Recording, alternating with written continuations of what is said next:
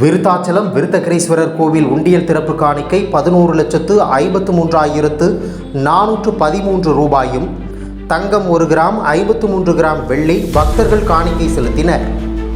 கடலூர் மாவட்டம் விருத்தாச்சலத்தில் பிரசித்தி பெற்ற விருத்தகிரீஸ்வரர் திருக்கோயில் மாசிமகம் பெருவிழா, பிரதோஷம், சித்ரா பௌர்ணமி போன்ற திருவிழாக்களும் சிறப்பாக நடைபெறும்.